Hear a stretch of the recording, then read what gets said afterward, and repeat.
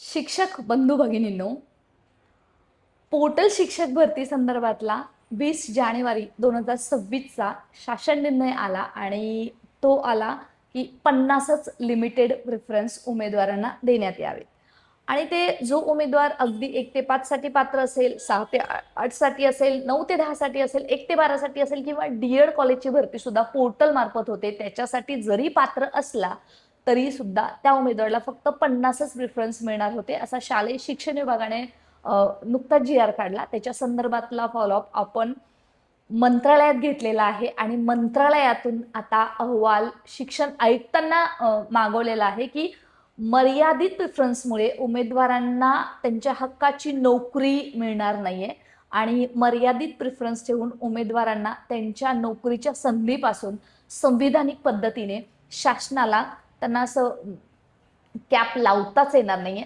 त्यांना त्याच्यापासून रोखता येणार नाहीये. याचसाठी कमीत कमी प्रेफरन्सेस वाढवून तरी द्यावेत याच्या संदर्भातली मागणी शालेय शिक्षण विभागाकडे शिव्युनिटी फाउंडेशनच्या मार्फत आम्ही केलेली आहे आणि आता त्याच्या संदर्भातला शिक्षण आयुक्ताकडे मंत्रालयातून अहवाल सुद्धा मागवण्यात आलेला आहे. आणि मित्रांनो, आजपर्यंत शिक्षक भरती पवित्र पोर्टलमध्ये इतिहास आहे, ज्या ज्या विषयावरती शिव्युनिटी फाउंडेशनच्या लेटरवरती अहवाल शालेय शिक्षण आयुक्तांना मागितलेला आहे ती असला तरी काही उमेदवार अगदी आम्हाला 25च द्या अशी मागणी करत आहेत.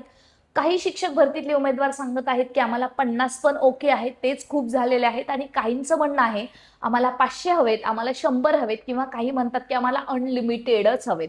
मित्रांनो, एक बंधू एक भरती असल्यामुळे अनलिमिटेड जरी प्रेफरन्स असले तरी एवढा फरक पडला नसता, परंतु तरी सुद्धा विद्यार्थ्यांना वेळेवरती शिक्षक मिळत नाही आणि शिक्षक भरती ही विद्यार्थ्यांसाठी होत असते, शिक्षकांसाठी नाही, असा शालेय शिक्षण विभागाचा कयास आहे. आतापर्यंत बरेच उमेदवार प्रेफरन्स देतात, म्हणजे जवळपास 1-1.5 हजार उमेदवारांना प्रेफरन्स येतात आणि तुम्ही पाहिलं असेल 2022च्या शिक्षक भरतीमध्ये एखादा उमेदवार 919 वाल्या प्रेफरन्सवरती सुद्धा लागलेला आहे, कारण तेव्हा प्रत्येकाने असे हजारो प्रेफरन्स देऊन ठेवले होते. परंतु आता तसं होणार नाहीये. 50 असेल, 100 असेल, आपली मागणी आहे वाढवण्याची, त्यामुळे वाढवून मिळेलच. 100% आम्हाला आशा आहेच.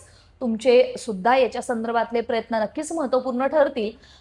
त्यामुळे आता इतकं पर्यंत पोहोचणार नाही, परंतु शिक्षण विभागानं हे कुठंतरी एक जिल्हा वाईज भरती करण्याचा प्रयत्न केलेला आहे आणि हे स्पष्ट दिसत आहे. फक्त एखाद्या जिल्ह्यासाठी रोखून ठेवता येत नाही एका उमेदवाराला, म्हणून त्यांनी 50चा कॅप लावलेला आहे.